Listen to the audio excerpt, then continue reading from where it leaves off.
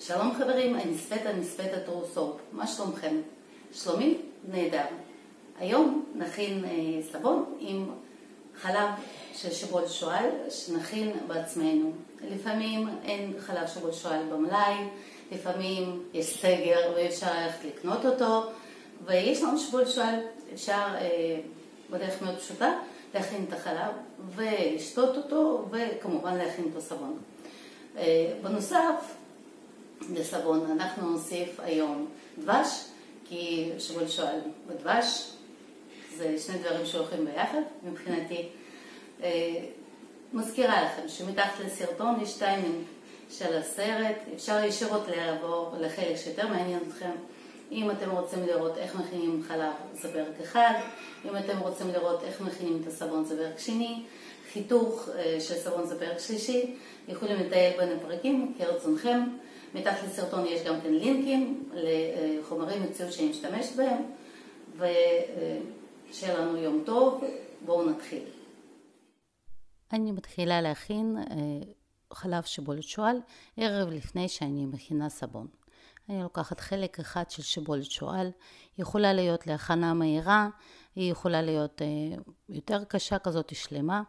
מוסיפה לשם 3 חלקים של מים, זאת אומרת אם אני לוקחת כוס, אז אני מוסיפה 3 כוסות של מים. משאירה ל-20 דקות, חצי שעה, מדי פעם, מערבבת, שיהיה פיזור מהיר.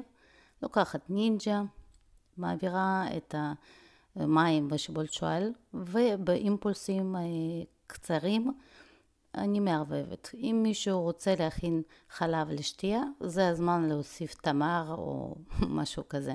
יוצא חלב מדהים. עכשיו אני לוקחת שק כזה שהוא נקרא שק לאגוזים, ומוזגת לשם את התערובת שלי. יכול להיות גם חיתול טטרה, לעשות את העבודה הזאת מצוין.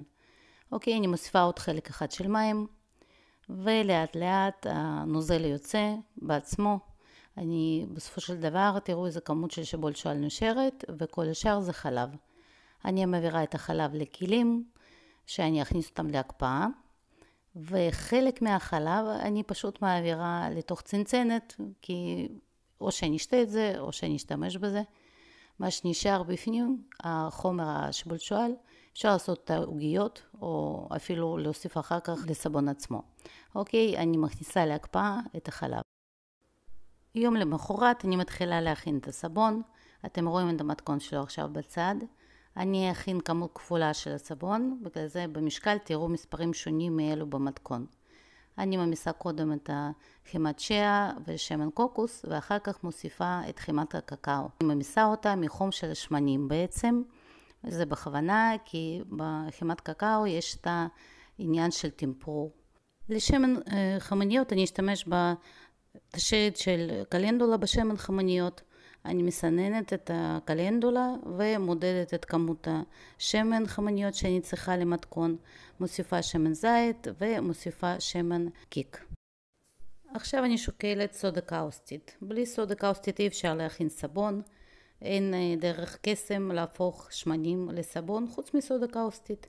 אני שוקלת קרחונים של חלב שיבולת שועל וקרחונים של חליטת מרווה שהכנתי מראש. עכשיו בכמויות קטנות, בערך ב3 נגלות סך הכל, אני מוסיפה את הסודה קאוסטית לקרחונים ומשלימה את כמות הנוזלים עם חלב לא קפוא. כן, בהחלט אפשר לעשות ככה, להוסיף פשוט לסך כל נוזלים איזשהו נוזל אחר. כמו שאתם רואים, מתקבלת תערובת לא אחידה, יש גושים וזה סמיך. אני מוסיפה סודיום לקטט. לתוך השמנים אני מוסיפה שיבולת שועל קולואידית וחימר לבן. אני מאוד אוהבת את שני החומרים האלה בסבון. מערבבת בתוך השמנים שלא יהיו גושים. בסבון הזה אני אשתמש בתמצית של Nature's Garden. יש בה 1% של ונילין. זה חשוב לקחת בחשבון כשעושים עיצוב של הסבון. לדעת שהוא יתקבל בצבע גוף כזה, לא לבן בסוף. לצבעים אני אשתמש בתשריות בשמן זית של הנאטו, פפריקה, מאדר אודי, וללבן צינק אוקסיד עם מים. שוקלת את תמצית הריח מראש. אני מוסיפה את התערובת של חלב עם סודה. קאוסטית אפשר לראות שהיא לא אחידה ויש גושים. זה בגלל הדנטורציה של חלבונים שיש בתוך שיבולת שועל. אני רוצה שהחלבונים האלה יגיעו לסבון, לכן אני לא מסננת אותה. החלק הראשון, אני צובעת עם מדר אודי. אני רוצה גוון ורדרד אדמדם לשכבה הראשונה של הסבון. אני מוזגת שווה בשווה בתבניות שלי של סקיני. אני מזכירה לכם שיש לי תבנית סקיני, אני אוהבת לעבוד איתה. לשכבה הזאת אני מוסיפה עוד טיפה של דבש. מערבבת עם הבלנדר לפיזור אחיד של הדבש, ומוזגת לתוך התבניות. שוב פעם משתדלת לעשות את זה שווה בשווה. עכשיו אני מחלקת את הסבון שלי, את מה שנשאר, ל4 צבעים. 3 צבעים שיהיו צבעוניים ואחד שיהיה לבן. לצבע ורדרד אדמדם אני מוסיפה תשרית מדר אודי. לצהוב אני מוסיפה תשרית אנטו, הוא נותן צהוב מאוד יפה עז.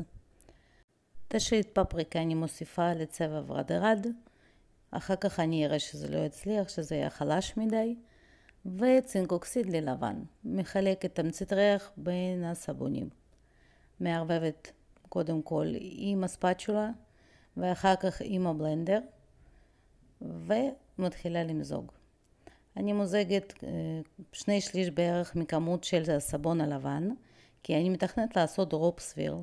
בשביל הדרופ סווירל צריך להיות קודם כל הסבון, שלתוכו מגובה מסוים אנחנו מפזרים את הסבון בשורות כזה הלוך ושוב, ואז נוצרות מין טיפות כאלה של סבון צבעוני. יש לכם עכשיו לינק לסרטון בנושא של סווירלים, ודרופ סווירלס שם מודגם מאוד יפה. אני עוברת עם הצבעים אחד על השני, ממשיכה עם הסבון בצבע לבן, וכל שכבה ושכבה, כל שורה ושורה דוחפת את הקודמת. אני לוקחת צ'ופסטיק ועושה מין עוד סווירל קטן כזה מלמעלה, בשביל לערבב טיפה את הצבעים. אני מפזרת את הסבון שנשאר בשורות, כי זה כבר השאריות של הסבון, לבן, ורוד, צהוב וורדרד, שאיבד את הצבע שלו. אז החלק של הפפריקה לא יצא טוב בסופו של דבר. ועכשיו אני לוקחת כפית ועושה עיצוב של החלק העליון של הסבון, עיצוב פשוט, כי לפעמים פחות זה יותר. אני לא רוצה פה יותר מדי עיצובים גיאומטריים מסובכים. עכשיו אני גם לוקחת שיבולת שועל ומפזרת על צד אחד של סבון, ככה שיהיה ממש לוק מושלם לסבון של שיבולת שועל. הנה אתם רואים את זה מקרוב. הסבון התנהג מאוד יפה, היה נוזלי ונוח לעבודה. אני מכניסה את הסבון לתנור חומה מראש ל-75 מעלות. אני עושה לו CPOP. עכשיו, אחרי שסבון מתקרר, אני מוציאה אותו, חולצת מהתבנית. הוא נראה ממש טוב, חתיכה אחת יפה, פינות חדות. אני חותכת אותו ומאוד מתרגשת לראות מה אני קיבלתי בפנים. איזה סבונים, איזה עיצוב יצא לי בסופו של דבר. ויצאו סבונים מאוד יפים. אפשר לראות עליהם טקסטורה של שיבולת שועל, שאפילו שזה היה בחלב, אבל הסבון לא חלק, יש עליו מין נקודות כאלה יפות כאלה, אותנטיות, וזה מרגש אותי לראות את הסבון בכל חתיכה שונה מהשנייה. תוך כדי חיתוך אני מרגישה שהסבון טיפה רך, ואני מבינה שעכשיו אני לא אחתים אותו, שאני אחכה עם זה יום-יומיים עם ההחתמה, כי הוא באמת טיפה רך. זה מה שקורה כשעובדים עם חלב בפאזה המימית. סבון בדרך כלל רך טיפה, לפחות אצלי.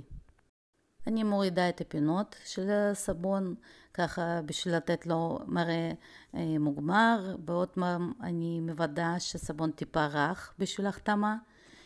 לסבון יש ריח מאוד מאוד מאוד נעים של שיבולת שועל ושל דבש. תמצית ריח מאוד עדינה לעבודה. התקבל סבון נפלא ואני מאוד שמחה שככה הוא נראה. אני כבר רוצה לנסות אותו במקלחת. אחרי יומיים החתמתי אותו ויצא החתמה מושלמת. תודה רבה לכולם, המשך יום טוב. אם אהבתם תנו לייק, ניפגש.